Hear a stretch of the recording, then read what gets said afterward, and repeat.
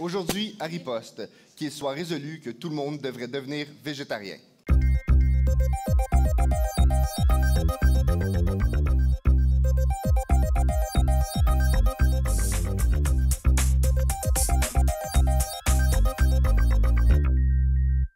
Bonjour, mesdames et messieurs, et bienvenue à Riposte.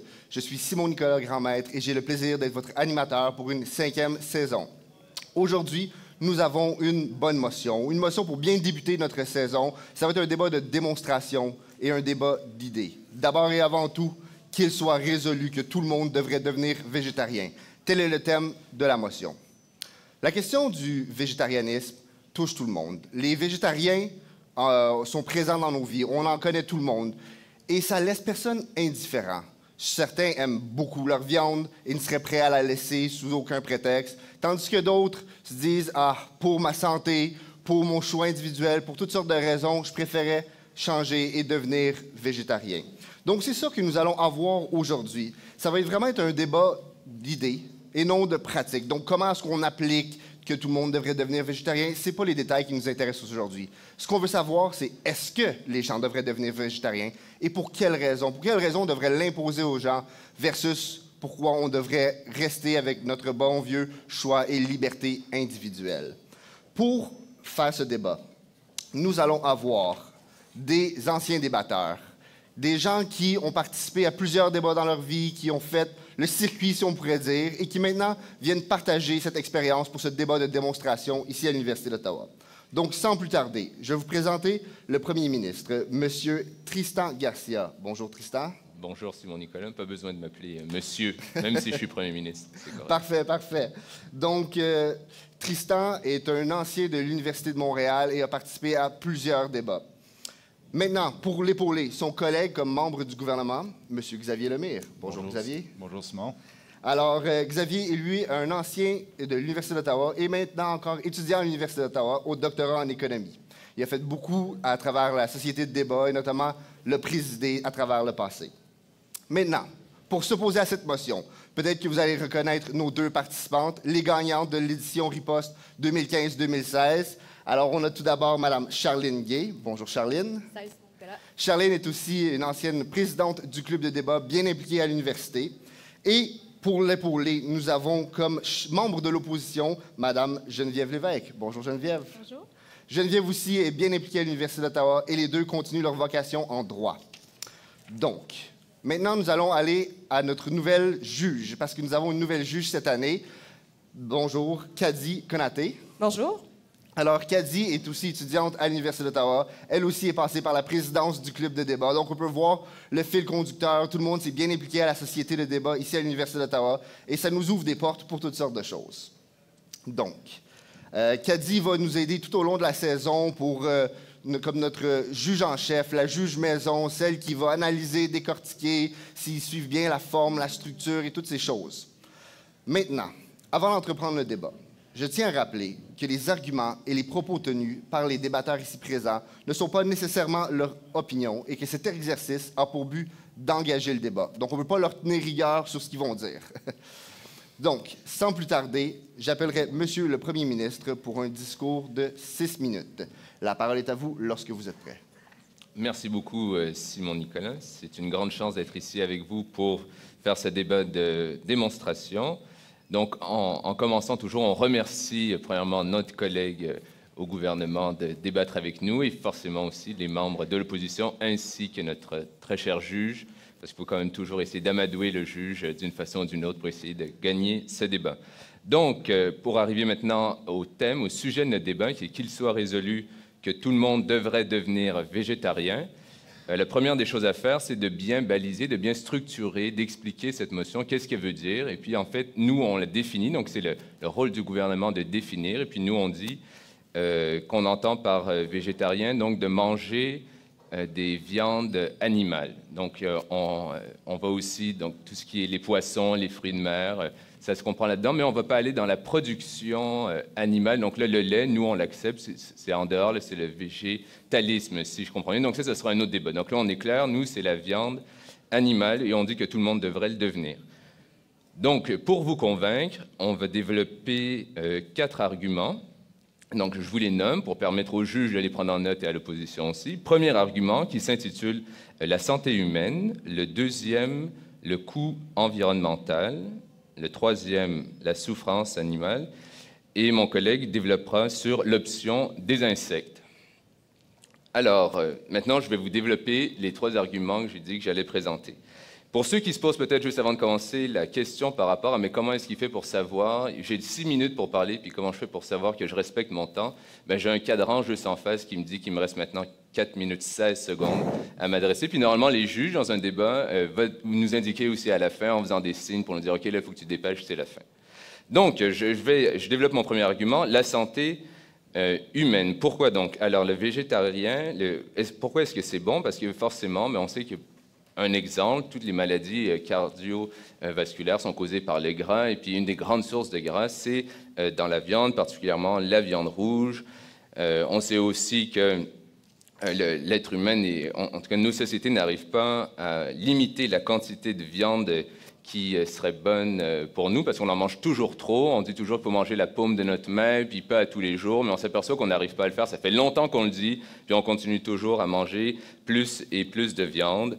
Donc, on l'a dit pour les maladies cardiovasculaires. Après, on pense aussi qu'il y a il y a des possibilités aussi de s'intoxiquer avec la qualité de la viande. On entend souvent des scandales, malheureusement, la salmonelle, le poulet qui n'est pas assez cuit, ou dans un type de restaurant, les fruits de mer. Donc, nous, on dit, juste pour réduire les risques, bien, pourquoi ne pas tout simplement éliminer la viande, puisque de toute façon, on en mange trop, et puis ça augmente donc le risque de maladie. Après, le coût environnemental, ben oui, forcément, on sait que maintenant, pour se nourrir, nous, l'être humain, non seulement on se nourrit nous, mais on doit nourrir d'autres animaux avec des céréales. Puis après ça, on va manger ces animaux-là, mais il y a un coût énorme. En fait, on produit des quantités impressionnantes de nourriture pour les animaux que nous, après, on va manger. Nous, ce qu'on dit, ben, on enlève le facteur animal, puis on va en manger davantage, nous, de ces céréales, puis répartir aussi ces ressources, parce qu'on sait que malheureusement, tout le monde n'est pas aussi choyé que nous. Il y a plein de pays dans le monde où les gens ne mangent pas à leur faim. Puis nous, on dit, au lieu de produire pour des animaux, on préférait produire pour des êtres humains. Et puis, donc, l'option du végétarianisme, ou on reviendra sur ce titre. Donc, c'est une option favorable. Mon troisième, donc le coût environnemental, puis là, ça se développe, on pourrait y aller. Donc, je vous ai montré juste par l'aspect des cultures, mais on pourrait aussi dire le transport. Le fait de transporter la nourriture aussi en camion, réfrigéré. On sait que, par exemple, les fruits de mer, on peut faire venir des fruits de mer de l'océan Pacifique. On mange ici les saumons, même si on essaie de légiférer, mais on voit qu'on n'y arrive pas, parce que finalement, le consommateur veut toujours payer le moins cher, ou très souvent. Et puis des fois, c'est pas forcément de vouloir payer le moins cher, mais qu'il ne peut juste se procurer de la viande de moins bonne qualité, qui souvent vient de plus loin. Je veux dire, c'est quand même aberrant de faire venir des moutons de la Nouvelle-Zélande pour les manger ici, quand on pourrait les produire à côté. Puis là, mais là, c'est des questions d'économie et puis le prix. Donc, on dit que pour éliminer tout ça, pourquoi pas enlever la viande, qui n'est pas d'ailleurs essentielle à notre régime alimentaire. Le troisième argument que je vais développer, la souffrance animale, c'est peut-être l'argument qui vient le plus facilement en tête quand on parle de manger de la viande. On n'est plus à l'époque où chacun était responsable de sa petite fermette, qui s'occupait d'avoir sa dinde pour Noël, puis c'était un grand moment, puis on célébrait. Maintenant, on est rendu dans la production industrielle, où on essaye d'entasser le bétail dans le plus petit espace possible pour toujours rentabiliser les investissements le plus possible. La qualité de vie des animaux, je pense même plus qu'on puisse parler de qualité de vie ou même de vie. C'est juste une attente, en fait. Et puis, on trouve maintenant des mécanismes pour qu'ils grandissent plus rapidement, pour qu'ils prennent leur taille maximale, pour les tuer le plus vite possible. Et puis, après ça, on ne parlera pas de l'industrie de la boucherie, qui a plein de critiques, où on se dit, oui, on fait attention aux animaux, mais on s'aperçoit, non seulement ils utilisent des produits chimiques, mais après ça, nous, ces produits chimiques-là, on les mange aussi quand on mange la viande. Donc, on voit que c'est une grande question, donc juste l'aspect animal aussi. Donc, comme j'ai dit, mon collègue va revenir sur l'option des insectes. Donc, je récapitule dans les 15 secondes qui me restent. Nous, au gouvernement, on pense que la seule solution à long terme pour la planète, c'est d'abandonner ce régime de viande qui ne sert à rien. Finalement, on voit qu'on n'en a plus besoin. Et on propose pour ça que tout le monde adopte le régime végétarien. Merci beaucoup. Merci beaucoup, Monsieur le Premier ministre, pour ce discours d'introduction. Donc là, la table a été mise et c'est maintenant au tour de Madame la chef de l'opposition d'apporter la première riposte. La parole est à vous lorsque vous êtes prêts pour un discours de 6 minutes. Merci, Simon-Nicolas. Alors, bonjour, cher public, Madame la juge, collègues au gouvernement et collègues à l'opposition. Nous avons aujourd'hui un débat qui dure depuis des lustres. Être ou ne pas être végétarien? Telle est la question. Et pour l'opposition, la réponse est dans la nuance et dans la liberté. Comme s'entendent pour dire toutes les grandes études internationales. La meilleure des diètes, ce n'est pas d'être végétarien. C'est plutôt d'y aller avec modération, de consommer tout en modération. C'est un peu ce que prônent les diètes, la diète paléo et la diète méditerranéenne, par exemple. C'est leur point en commun, consommer des plantes, des graines, des produits céréaliers, mais également des produits animaliers en petite quantité. Alors aujourd'hui, ce que nous allons vous avancer, c'est que la nuance, c'est mieux que l'extrémisme, que d'être tout le monde végétarien. Et c'est meilleur pour la planète, pour les individus et pour la population en général. Je vais tout d'abord vous apporter 3 nouveaux arguments et je réfuterai les 3 arguments du premier ministre. Mes trois arguments s'intitulent comme suit: ma nature, ma culture, l'accès à la nourriture, mange, prie, aime. Je commencerai tout d'abord avec ma nature, ma culture. Vous savez, la production céréalière, les produits végétaux, c'est pas propice à une culture dans toutes les situations géographiques. Ça a une incidence sur les consommations locales des habitants. Ainsi, les cultures locales sont influencées par les récoltes, les produits agricoles qu'on peut retrouver dans une région. Par exemple, sur une île, on ne mangera pas la même chose que sur des montagnes ou que dans une région plus désertique. Devenir végétarien, que tout le monde devienne végétarien, ça implique des changements de coutumes, des changements de culture, des changements de production à l'échelle internationale. Et étrangement, les gens qui sont plus à même de consommer leur nature sont plus à même de bien vieillir et de se nourrir d'une manière uniforme, de respecter leur culture. Ce n'est pas viable, selon nous, que toutes les populations deviennent donc végétariennes parce qu'il y a des cultures à respecter et de la géographie. Mon deuxième argument, l'accès à la nourriture. Bon, parlons d'économie un peu, des principes de base. L'offre et la demande. Si on augmente la demande des produits végétariens, des produits de plantes, mais qu'on n'augmente pas l'offre, on crée un produit de rareté. Et donc, on a une hausse de prix qui est corrélative à tout ça. Ce qui fait que les populations qui produisent nos produits végétaux se retrouvent moins à même de pouvoir acheter leurs produits. C'est ce qui, entre autres, arrivé avec le quinoa au Pérou et en Bolivie. Maintenant, c'est des populations qui ne peuvent plus consommer de quinoa parce que nous, les Nord-Américains, on trouve ça super bon puis on veut tous devenir végétariens. Et donc, le prix du kilo a augmenté, puis on est en train d'appauvrir ces populations-là qui doivent changer leur culture, qui doivent changer leurs alimentations et qui doivent payer un prix fou pour continuer de se nourrir. C'est donc, à long terme, pas viable d'être végétarien pour tout le monde. Mon troisième argument, mange, prie, aime. Mon argument préféré. Pourquoi mangeons-nous? Certainement pour vivre, pour certains même pour survivre, mais également pour le plaisir. Est-ce qu'il y a quelque chose de plus palpitant dans une journée que de croquer dans une pomme croquante, savoureuse, manger, dévorer, croquer, savourer? Ça fait partie de notre vie, ça fait partie du plaisir. Puis, certainement qu'on le trouve avec les aliments végétariens, mais on le trouve encore plus en ayant une diversité de produits. Puis ça passe par des produits à teneur animale, entre autres.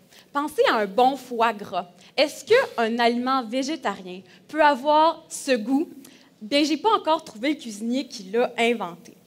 Et donc, selon nous, pour garder cette joie, pour garder ce plaisir, il faut continuer de favoriser la liberté de choix, la liberté des goûts et des saveurs. Maintenant, réfuter. Ah, vous avez une question? Oui, pour revenir sur votre bel exemple du foie gras, est-ce que vous pensez que c'est une belle vie pour les oies de se faire gaver puis de ne pas voir la lumière du jour pour que vous puissiez apprécier à sa juste valeur le foie gras? Merci. Vous savez, il y a des manières éthiques de traiter les animaux et c'est un des points avec lequel je vais utiliser une réfutation. Je vais donc réfuter immédiatement votre argument souffrance animale. Vous savez, par la tradition, les animaux n'étaient pas maltraités. Si on revient aux méthodes ancestrales de l'agriculture, de traiter les bêtes de laisser les bêtes dans la nature, de ne pas les gaver, comme on nous dit là, et de ne pas les abattre dans la souffrance, eh bien, on respecte le produit animalier. Et nous, ce qu'on vous avance, c'est qu'en réduisant notre consommation animale, sans devenir végétarien, on favorise ça. Et on vous dit que vaut mieux mourir que de ne jamais vivre. Je vais maintenant réfuter l'argument santé humaine. Je vous parle ici de l'Organisme mondial de la santé qui nous a mis en garde sur la surconsommation de la viande rouge. C'est donc dire que ce n'est pas d'arrêter de manger de la viande complètement qui est la solution. L'Organisme mondial de la santé nous dit plutôt que c'est de manger un peu de tout avec parcimonie. Et c'est ce que nous vous avançons ici. Enfin, dernier argument, l'environnement. On nous parle de destruction. Mais savez-vous que la destruction de l'agriculture et des monocultures sur nos terres, ça détruit beaucoup plus que d'avoir des multicultures et des pâturages? En ayant des monocultures, on affaiblit les terres, ça crée de l'infertilité et on fait un nettoyage biotique complet des terres, ce qui, à long terme, n'est pas viable. Bref, à l'opposition, nous vous avançons qu'il faut rester dans la liberté et dans la nuance. Merci beaucoup. Merci beaucoup, Madame la chef de l'opposition, pour ce discours d'introduction. Donc, nous venons maintenant de passer au premier segment. On peut clairement voir, d'un côté, nous avons la question de la responsabilité collective, et de l'autre, on nous amène le choix individuel et la parcimonie comme argument. Donc, ce que nous allons faire, nous allons prendre une courte pause, et au retour, nous allons avoir une première analyse de notre juge experte. Au retour de la pause.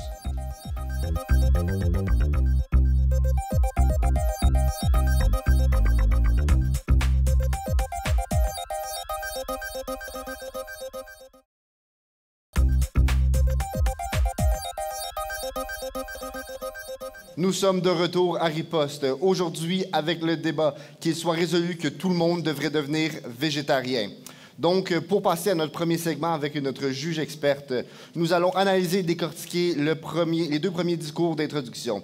Donc, comme j'ai mentionné précédemment, nous avons la chance d'avoir avec nous cette année une nouvelle juge, Mme Kadi Konaté. Comme je l'ai mentionné, elle a à la fois débattu à Riposte et au sein du club de débat. Elle a aussi aidé à organiser Riposte dans l'ombre et maintenant, c'est son moment de passer sous les projecteurs. Donc, Kadi, qu'as-tu pensé de nos deux premiers débats? Tout d'abord, félicitations aux débatteurs, à Tristan et à Charline. On voit qu'ils sont des débatteurs d'expérience, qu'ils ont de la poigne, de la verve et de la passion lors de leurs discours respectifs. Maintenant, je vais m'avancer pour ce qui est de Tristan. J'ai beaucoup aimé cette cuisine que tu m'as faite. C'était très clair, explicite, où est-ce que tu t'en allais, etc. J'ai beaucoup aimé les arguments avancés. Je crois que ça a quand même touché l'essentiel du débat, à savoir que la majorité des gens qui sont végétariens, effectivement, le font pour des causes plutôt environnementales. On les sent écologiques, conscients de ce qui se passe autour d'eux et de la Terre en général. J'ai hâte d'entendre au prochain discours du gouvernement tout ce qui est question des options, des alternatives au végétarisme. On a parlé d'un côté de monoculture. C'est vrai que le végétarisme peut enligner vers ça et que ça peut avoir des répercussions plus graves pour l'environnement si cela est. De l'autre côté, j'ai beaucoup aimé tout ce qui a été question par rapport à la modération. On prise le non-extrémisme, c'est ce dont on a parlé de l'autre côté.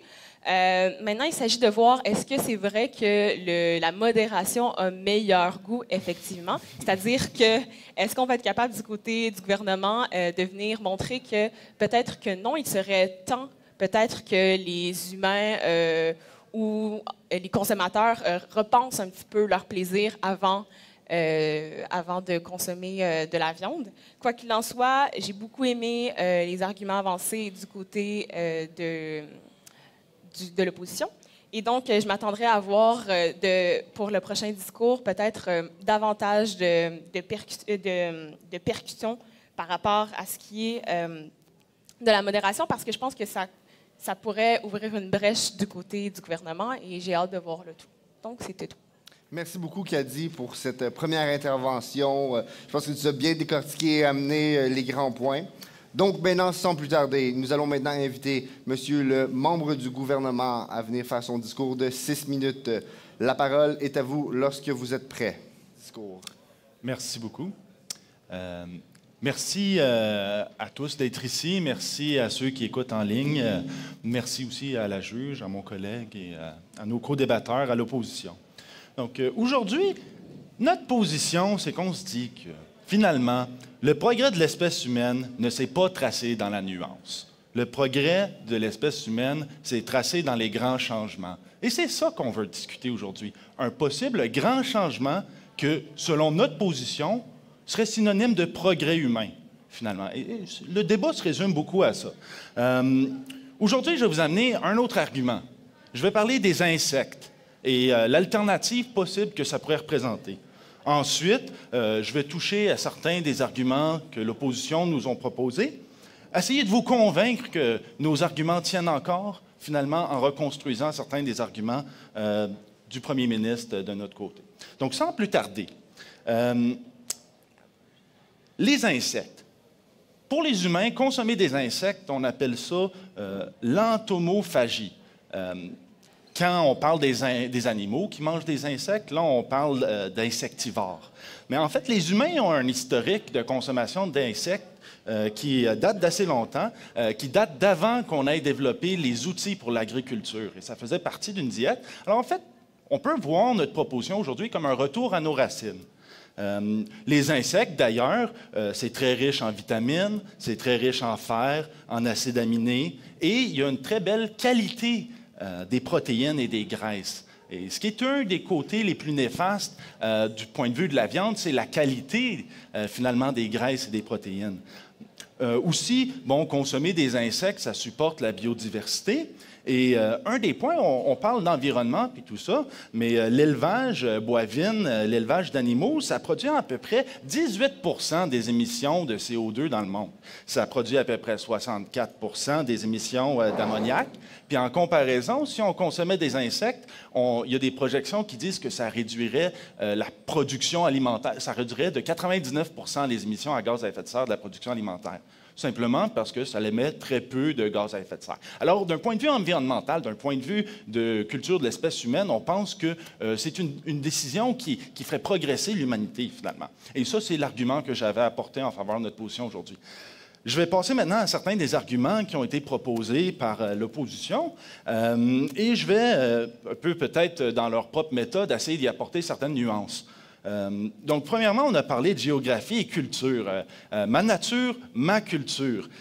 Et dans le cadre de cet argument-là, on a parlé de la liberté des cultures et comment ça pourrait brimer certaines de ces cultures-là que de leur imposer le végétarisme. Mais en fait, ici, au gouvernement, on pense plutôt d'un point de vue des cultures de l'espèce humaine. En fait, la culture de l'espèce humaine. Et dans cette perspective-là, nous, ce qu'on se disait en pensant à cette motion, c'est que si la culture de l'espèce humaine progresse, selon nous, les cultures du monde, individuellement aussi, nécessairement progressent. Et donc, c'est à travers cette espèce de projection future de l'humanité au complet qu'individuellement, chacune de ces cultures-là aussi vont vivre ça comme un progrès. Et dans ce sens-là, d'un point de vue culturel, on pense que cette motion est positive. Ensuite, on a parlé de la notion de l'accès à la nourriture. On a parlé d'offres et de demandes, comme quoi si tout le monde mange des légumes et des grains, le prix des légumes et des grains vont augmenter. Par contre, une des caractéristiques de la baisse de la demande de la nourriture, c'est que les grains, c'est ce qu'on sert pour nourrir la nourriture. Mais non seulement ça, mais en fait, les grains, c'est comme un intrant, un input non productif pour la production animalière. Parce qu'on sait que ça prend la consommation de 8 personnes pour nourrir l'animal qui va finir par nourrir qu'une seule. Et donc, dans cette perspective-là, en fait, on devrait voir une chute drastique de la valeur des grains, des céréales, dont le soya, qui sont utilisés de manière très intensive pour nourrir les animaux. Alors, d'un point de vue économique, d'un point de vue des marchés, on devrait voir une accentuation de l'accessibilité aux produits de nourriture. Et finalement, on a parlé de l'intérêt gastronomique. Et je ne parlerai pas trop de ça, mais je voudrais juste souligner le fait que pour nous donner l'image d'être bien, puis de manger, puis tout ça, on a utilisé la notion de la pomme. Comme quoi, finalement, les fruits et les légumes ne sont pas si loin, pas si distants dans notre notion de bien vivre, bien manger. Et en fait, on dit qu'on pourrait d'ailleurs joindre l'utile à l'agréable et rendre ça sain. Donc, ça conclut les propos que j'avais à dire par rapport aux arguments qui ont été amenés du côté de l'opposition. Et je vais prendre la peine rapidement, dans les instants qui me laissent, de retoucher à certains des arguments que le premier ministre a proposés. Il nous a proposé un argument de santé humaine, comme quoi les maladies cardiovasculaires, et ainsi de suite, étaient liées à la viande. Et on a répondu qu'il vaut mieux mourir que jamais vivre. Mais d'un point de vue éthique et moral, on insiste sur le principe précautionnaire, donc de faire attention. Puis c'est comme ça qu'on vit bien, finalement. On a parlé de l'environnement, puis en fait, comme on l'a dit, d'un point de vue environnemental, ce qu'il faut nourrir, c'est le bétail. Il faudrait se remettre à nourrir les humains. Et finalement, d'un point de vue de la souffrance animale, ça tient toujours. Merci. Merci beaucoup, monsieur le membre du gouvernement, pour ce discours. J'inviterai maintenant la membre de l'opposition pour un discours de 6 minutes. La parole est à vous lorsque vous êtes prête. Madame la juge, chers membres du public, membres du gouvernement et collègues à l'opposition, je poursuivrai maintenant l'excellent exposé de ma collègue en vous présentant nos 2 derniers arguments. Premièrement, l'existence de contraintes médicales et deuxièmement, toute une question, mais est-ce que c'est vraiment plus santé le végétarisme? Je réfuterai ensuite l'argument sur les insectes présenté par le gouvernement et je reconstruirai les 3 arguments de ma collègue. Donc, pour en revenir aux contraintes médicales, à l'opposition, on soumet que le végétarisme, ce n'est pas une option viable pour certaines personnes qui sont atteintes d'intolérance, d'allergie, mais également d'autres conditions médicales. Je vous donne plusieurs exemples. On parle, par exemple, des intolérances, des allergies au soya, aux œufs, au lactose, aux arachides, aux noix, au gluten. Imaginez une combinaison de ces allergies chez une personne. Comment est-ce qu'on peut arriver à substituer la consommation de produits animaux si on a beaucoup d'allergies à beaucoup de ces substituts, comme si, par exemple, on pense au tofu, aux graines ou encore même au tempeh ou tout autre produit qui respecte les préceptes de la diète végétarienne. Il y a également les maladies intestinales comme la maladie de Crohn et le syndrome du côlon irritable qui demandent des diètes qui éliminent le soya ainsi que plusieurs types de légumineuses et de céréales. Mais plus intéressant, on a le cas d'épilepsie. Il y a un traitement révolutionnaire depuis les années 1920 qui s'appelle la diète cétogène, une diète avec un haut contenu en gras, en protéines, mais très peu en glucides. 2 éléments sont essentiels pour cette diète, la viande et les produits animaux tels que le lait et autres produits laitiers. Et donc, nous soumettons que pour certaines personnes, être végétarien, c'est probablement impossible ou même très difficile pour des raisons de santé, puis également pour des raisons pratiques.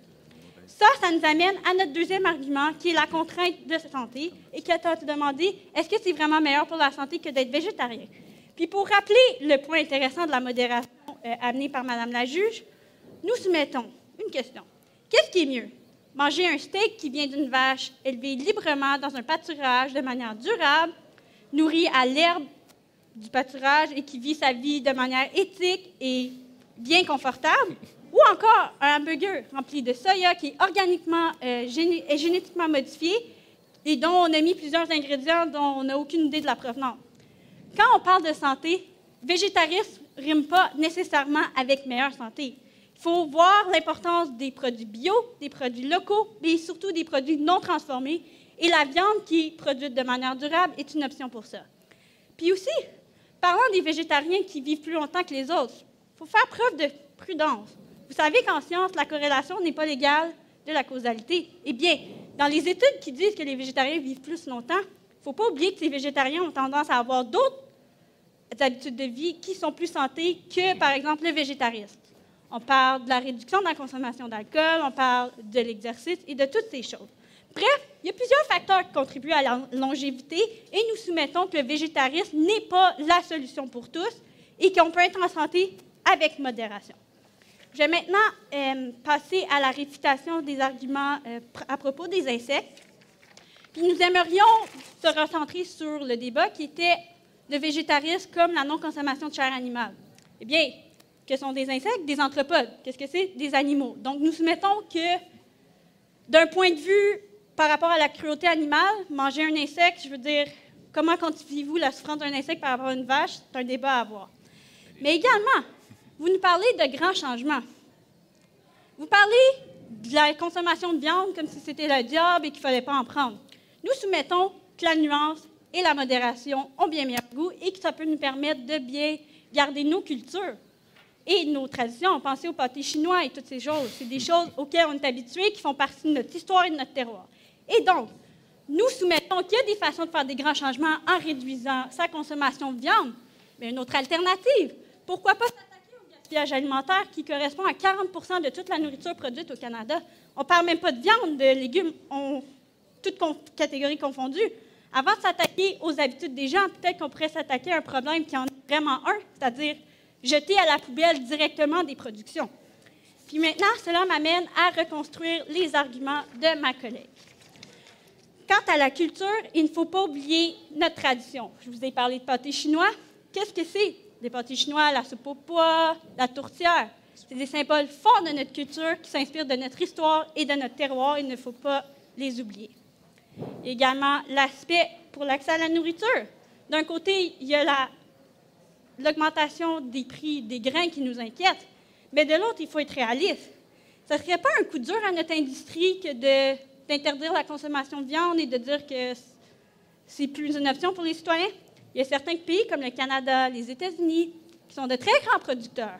Et donc, il n'est pas viable dans un contexte de protectionnisme comme celui qu'on connaît en ce moment, de dire qu'on va arrêter de consommer de manière unilatérale et sans nuance de la viande. Puis finalement, pour manger, prier, aimer, il ne faut pas oublier que la viande, ça fait partie du plaisir de manger. Je veux dire, manger, c'est associé à une qualité de vie, c'est associé à des relations sociales, c'est associé à toutes sortes de choses qui nous font aimer notre vie. Et comme le disait l'humoriste français Pierre Dac, de tous les arts, l'art culinaire est celui qui nourrit mieux son homme. Nous soumettons que, comme dans toute chose, la modération a bien meilleur goût et qu'il y a d'autres solutions pour protéger la planète. Madame la juge, chers membres du gouvernement et surtout collègues, évidemment membres du public, merci pour votre attention. Merci beaucoup, Madame la membre de l'opposition, pour ce discours passionné. J'inviterai maintenant la chef de l'opposition pour un discours de 3 minutes afin de conclure ce débat. La parole est à vous quand vous êtes prête. Merci, Simon-Nicolas. Merci, Madame la juge, collègues et collègues. Même s'il n'y a pas eu de réfutation, il est de coutume de reconstruire les arguments de notre collègue. Et donc, je reconstruirai rapidement les 2 arguments que Geneviève vient de vous apporter. Tout d'abord, on vous a parlé de la santé. Eh bien, savez-vous que dans la protéine animale, c'est une des plus... En fait, c'est la meilleure source de vitamine B12. La vitamine B12, savez-vous à quoi ça sert? Bien, ça sert au maintien du système nerveux. C'est ce qui nous aide, entre autres, à rester heureux puis à bien gérer notre stress. Et c'est ce qui alimente une bonne digestion. Et donc, pour nous, personnes humaines, manger de la viande fait partie d'une bonne alimentation, notamment pour bien acquérir nos vitamines et minéraux et ne pas être en manque de ces éléments-là. Dans un deuxième temps, je vais reconstruire l'argument sur la santé. En fait, le docteur Béliveau, c'est un éminent expert et professeur en biochimie à l'Université du Québec à Montréal, nous traite de la prévention du cancer. Et puis, il a fait une étude qui recommande une alimentation variée et modérée basée sur les principes de l'alimentation méditerranéenne plutôt que de complètement couper la viande et toutes sortes de produits animaux. C'est donc dire que si on parle de santé, on peut faire un lien avec le cancer, bien, les recherches ne nous prouvent pas qu'il est mieux d'arrêter d'en consommer complètement. Je vais donc maintenant cristalliser le débat. Vous savez, en réduisant 50 % de la consommation animale à travers le monde, on pourrait augmenter la production des produits céréaliers et des produits végétaux, et de ce fait, nous pourrions nourrir toute la planète. Réduire de 50 %, ce n'est pas interdire la consommation de produits animaux, ce n'est pas de l'arrêter complètement. Imaginez un Canada sans vaches. Que mangerions-nous en hiver? Des produits importés, hein? On augmente le gaz à effet de serre. Des produits en surproduction, hein, parce qu'on veut pouvoir nourrir tout le monde. assèchement des terres. Des produits transformés pour qu'on puisse avoir des goûts différents, pas manger juste des patates, des carottes. Bien là, on a une atteinte à notre santé parce qu'on a des produits chimiques dans notre alimentation. Nous, ce qu'on vous dit à l'opposition, conservons notre environnement tel qu'il est. Nourrissons-nous à même notre propre environnement sans exagération. Ce n'est pas de changer les aliments qu'il faut faire parce que nous modifierions nos écosystèmes. Ce qui est mieux pour l'environnement, les humains et la planète, c'est de réduire sa viande. Parce qu'un extrême n'est pas mieux que l'autre et qu'il est aucunement profitable à l'humain, à l'animal et à la planète en entier que de détruire nos écosystèmes, que de changer toutes nos habitudes de vie. Ce que nous prônons ici à l'opposition, c'est la liberté de choix, mais c'est aussi une incitation à réduire sa consommation de viande sans l'interdire. Devenons tous flexitariens. Merci. Merci beaucoup, Madame la chef de l'opposition. Alors, j'inviterai maintenant Monsieur le Premier ministre pour le discours de conclusion d'une durée de 3 minutes. La parole est à vous lorsque vous êtes prêt. Oui, merci beaucoup. Je suis prêt et j'ai même envie d'y aller. Là, on nous a traité presque de tous les mots. On a même entendu le mot diable parce qu'on voulait enlever la viande. On nous a parlé de la souffrance des insectes. Alors, nous, on pourrait dire oui, mais dans ce cas-là, la souffrance des légumes aussi. Je veux dire, tout. On essaie de réduire des sortes de souffrances. Donc là, pour nous, tuer un bœuf, c'est pas la même chose que tuer des fourmis, mais si pour vous, c'est la même chose, mais on pourrait aller vers les salades aussi. Puis on rentrera pas dans les détails. Là, Puis tout d'un coup, on s'aperçoit, à force de leur discours, qu'ils ne sont pas contre le fait d'être végétariens. Là, ils nous disent maintenant réduire parce que finalement, ça a des bienfaits. Ce qu'ils n'aiment pas, c'est l'interdiction totale. Ça, on le comprend. C'est vrai qu'on est plutôt drastique là-dessus. Nous, on dit il faut que ça le soit. Et pourquoi? Parce que nous, on considère que là, notre bonheur de manger notre pâté chinois ou notre dinde, malheureusement, c'est terminé cette époque-là. C'est plus soutenable. Puis c'est pas comme si quelque chose si notre modèle allait stagner, puis qu'on dit OK, on va essayer de contrôler ce qu'on a en ce moment, mais la population, elle augmente à tous les jours. Puis la demande en viande, elle augmente aussi parce qu'on n'arrive pas à se limiter. Même tout le monde sait qu'il ne faut pas manger de la viande tous les jours. Là, je ne vais pas vous demander de lever vos mains pour savoir est-ce que vous avez mangé de la viande aujourd'hui. Mais je suis sûr que la grande majorité, on a mangé de la viande, puis on va le faire. Un repas presque sans viande, pour certains, c'est impossible. Donc, on a essayé, je pense qu'il y avait des réformes. Ah oui, 1 fois par semaine, essayons de manger, mais 1 fois par semaine, je veux dire, on n'arrivera pas, on n'aura plus de terre que dans le temps qu'on soit capable de se dire, OK, là, tout le monde a réduit de 50 %, on voit que ça augmente. Donc, je vais essayer de m'élever aussi un peu parce qu'ils nous ont dit, OK, oui, il y a des études, on nous a parlé de vitamine B12. Moi, j'ai aucune idée de la vitamine B12. Je ne vais pas vous dire que moi, il y a une étude du docteur Christophe à tel endroit qui a dit que c'était mieux de manger du yogourt. On ne le sait pas. Ça, c'est des arguments que nous, on ne peut pas vérifier. Vous pouvez peut-être sortir vos téléphones pour le savoir, mais moi, je ne le sais pas. Donc, on ne va pas rentrer dans ces débats-là, mais je vais vous parler éthiquement, dans vos valeurs. Qu'est-ce que vous préférez pour vos enfants ou même pour votre génération ou pour le futur? Est-ce qu'on préfère avoir un monde qui est rendu où on mange plus de viande, c'est vrai, mais au moins l'environnement, les forêts existent encore, l'Amazonie existe encore, nos cours d'eau existent encore, on peut encore se baigner, au lieu d'avoir un endroit aseptisé où maintenant, pour pouvoir manger notre hamburger chez McDonald's, on aura rayé notre environnement des splendeurs naturelles. Puis nous, on dit que, oui, on préfère vivre dans un endroit où peut-être qu'on aura moins de plaisir. On n'est pas en train de dire qu'il y a autant de plaisir en mangeant un steak qu'une carotte. Je pense qu'on est tous d'accord là-dessus. On peut peut-être améliorer la façon dont on cuisine notre carotte, puis je pense que de plus en plus, ça se voit aussi dans les tendances gastronomiques. Mais tout ça pour dire que oui, nous, on dit il faut faire ce sacrifice-là, c'est plus soutenable. Donc, je ne sais pas quel genre de planète vous voulez laisser à vos enfants, ou même espérer que la nature humaine continue, mais nous, on pense que la solution, c'est d'abandonner la viande. Malheureusement, tant mieux, on en a profité longtemps, mais on ne pourra plus revenir au modèle ancestral. Vous voyez bien nos villes, où est-ce que je mettrais, moi, mon champ puis mon bœuf à côté de chez moi sur des lits. Merci beaucoup. Merci beaucoup, Monsieur le Premier ministre. Donc, en fait, je remercie tous les débatteurs pour ce palpitant échange oratoire. Nous avons eu vraiment un bon débat. D'un côté, on nous parlait du choix, de l'autre côté, on nous parlait de la culture et ainsi de suite. On a eu des beaux exemples. Alors, nous allons prendre une courte pause. Et au retour de la pause, nous allons avoir une discussion avec les débatteurs et Madame la juge au sujet du débat, comment ça fonctionne, la mécanique. Tout ça au retour de la pause.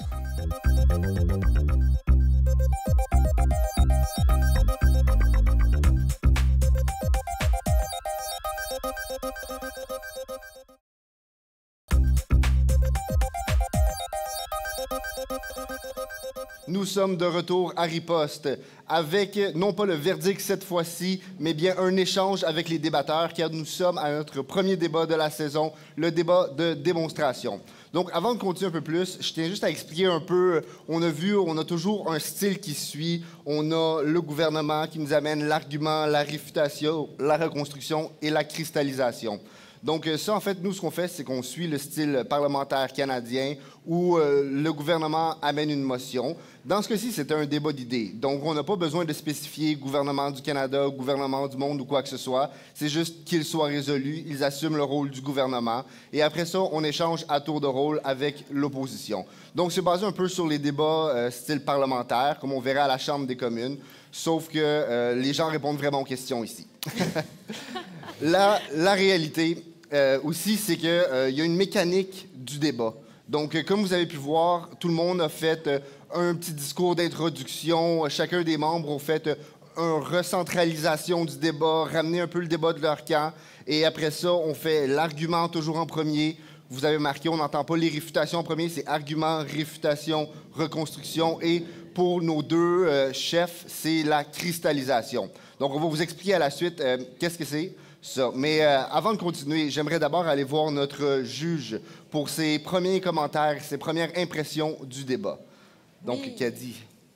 Alors, bravo à tous les débatteurs et débatteuses qui ont participé aujourd'hui. J'ai beaucoup aimé d'abord le sujet du débat et ensuite la teneur que ça a pris. D'abord, j'aimerais dire que je crois que vous êtes des fins débatteurs, c'est-à-dire que j'ai beaucoup aimé les revirements de situation qui se sont posés. Vous avez posé des arguments qui étaient assez difficiles parfois à répondre, à réfuter, et vous en êtes tous et toutes bien sortis. Pour ce qui est de la seconde partie du débat, j'ai beaucoup aimé... d'abord, si je vais commencer avec toi, Xavier, j'ai beaucoup aimé les réfutations que tu as faites. C'est-à-dire que Charline avait avancé un argument assez fort par rapport à aux cultures, au fait que quand on demande aux gens d'épouser le végétarisme, ça veut dire peut-être faire une croix sur leur culture. Le fait de tourner ça en culture humaine, c'est très ingénieux, dans le sens qu'on va préférer l'humanité comme tout, comme famille, plutôt que les diverses familles de l'humanité et les cultures qu'elles ont produites. On reconnaît leur spécificité, mais on préfère l'humanité.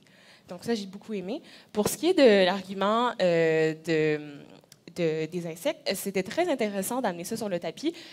J'aurais voulu qu'on parle davantage, peut-être, en fait, que tu poses davantage par rapport à ce fait de réconcilier l'humain avec quelque chose qui est déjà fait. C'est-à-dire que c'est vrai qu'il y a plusieurs cultures qui, encore aujourd'hui d'ailleurs, continuent de consommer des insectes et que ce n'est pas un fait inusité et que peut-être ce serait une solution d'avenir à long terme, considérant que justement la population planétaire augmente à vue d'œil et que les productions atteignent leurs limites. D'ailleurs, c'est quelque chose qui a été avancé vers la fin du débat. Ça aurait été très bon de le mentionner plus tôt parce que c'est vrai que justement on fait face à une espèce de boom démographique à l'échelle planétaire et que les experts s'entendent pour dire que la production de viande ne suffira pas pour les besoins de l'humanité à venir. Je vais maintenant m'adresser du côté de Geneviève. Très belle performance. J'ai beaucoup aimé tes arguments. C'était tout à fait pertinent de parler des contraintes médicales. C'est vrai que les gens il y a un facteur nouveau plutôt qui est celui de prendre en compte ces contraintes médicales pour ce qui est de sa diète. Et c'est vrai que si j'étais à la fois intolérante au gluten, allergique aux noix, etc., c'est certain que je n'épouserais pas le végétarisme. Ensuite de ça, même chose pour ce qui est du meilleur pour la santé. C'est intéressant parce que des deux côtés, vous avez beaucoup fait allusion, sans vous en rendre compte peut-être, au mode de consommation et au mode de production. C'est-à-dire que vous avez prêché pour quelque chose qui se rapproche du biologique, du local, du faire soi-même peut-être, plutôt que de l'agriculture agrochimique, etc., etc. Et donc, c'est quelque chose qui a été mentionné, de préférer, par exemple, un steak biologique totalement, dont on connaît la provenance plutôt qu'un produit obscur fait par une manufacture dont on ne saurait trop si ses allégeances pour le biologique sont purement économiques ou encore véritables. Bien, merci beaucoup pour votre analyse. C'est très pertinent. Maintenant, j'aimerais peut-être ouvrir la discussion aussi avec nos débatteurs. Donc, moi, j'aimerais d'abord vous entendre, peut-être le côté du gouvernement en premier et à la suite l'opposition. J'ai remarqué que vous avez tous fait des très bons arguments, puis c'est ce que Caddy soulignait, la qualité de l'argumentaire. J'aimerais ça que vous nous détailliez comment faire un bon argument. C'est quoi la mécanique derrière un argument? Parce que j'ai remarqué, vous nous ameniez souvent des exemples pour appuyer vos arguments. Alors, j'aimerais vous entendre peut-être le gouvernement, M. Xavier en premier, sur ce que vous pensez des arguments. Bon, faire un bon argument, selon moi, il n'y a pas de recette, mais il y a deux éléments qui sont utiles à garder en tête. Le premier, je pense que ce serait l'élément de la surprise. Alors, si on pense à un argument, c'est un fil logique qui supporte notre thèse ou notre proposition. Si ça surprend un peu les gens, je pense que les gens, puis ils sont plus ouverts, peut-être. Et secondement, je dirais de réfléchir tout de suite aux faiblesses de nos arguments et les mettre de l'avant dès le début et essayer de les intégrer dans la réponse qu'on offre. Très, très pertinent comme commentaire sur les faiblesses des arguments. Et vous, j'ai remarqué du côté de l'opposition, vous étiez très bien préparé, vous ameniez beaucoup d'exemples. Qu'est-ce que vous rajouteriez sur la mécanique interne de l'argument? Bien, je dirais évidemment la préparation et une manière de bien se préparer pour présenter un argumentaire de manière claire et efficace et de pouvoir le résumer en une phrase. Donc, si vous êtes capable de résumer votre argument comme ça, vous allez être bien capable de l'expliquer ensuite avec des exemples, des sources. Donc, évidemment, la préparation aide la confiance.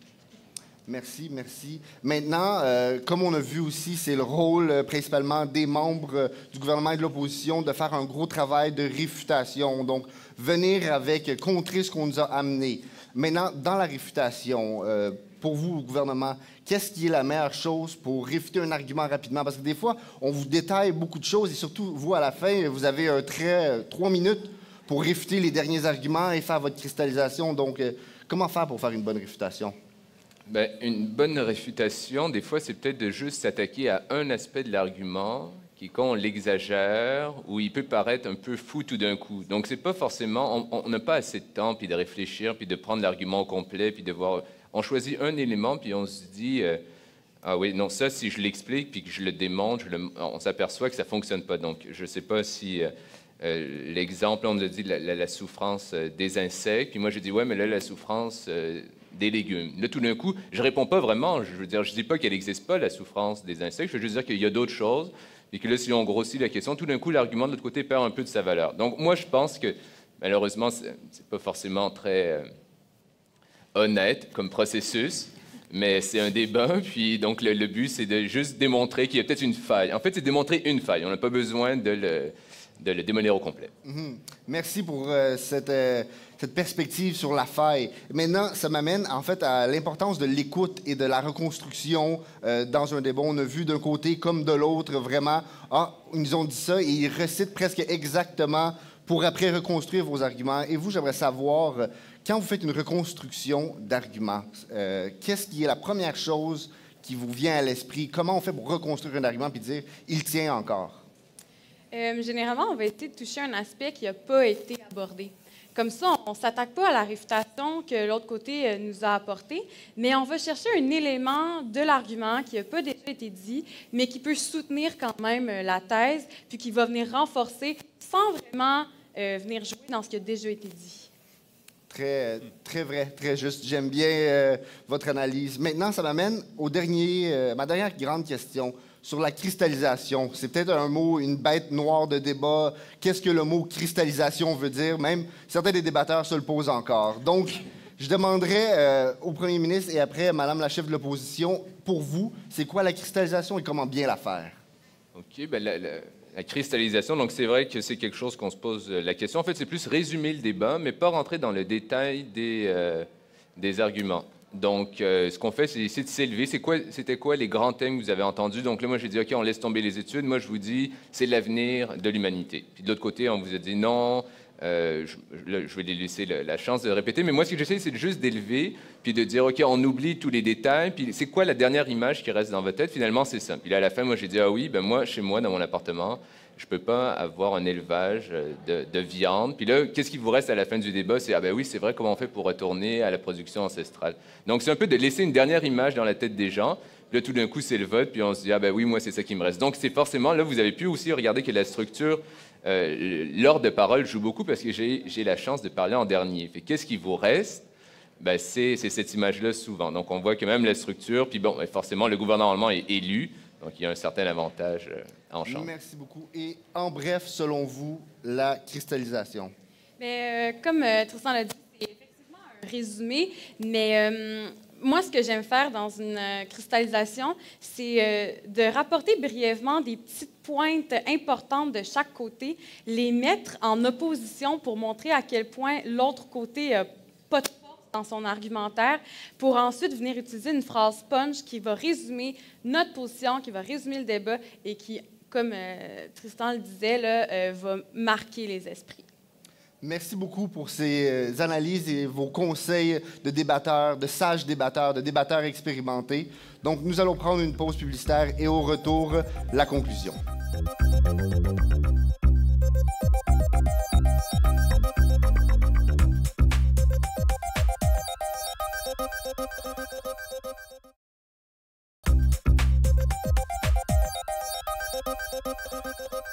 Nous sommes de retour à Riposte avec le débat qu'il soit résolu que tout le monde devienne végétarien. Donc, nous avons entendu un bon débat de démonstration, un débat d'idées où on a eu vraiment un choc entre deux très bonnes équipes qui nous ont amené des propos pertinents tout au long du débat. Donc, je tiens d'abord à vous remercier, nos chers débatteurs, et sans qui le débat ne serait possible.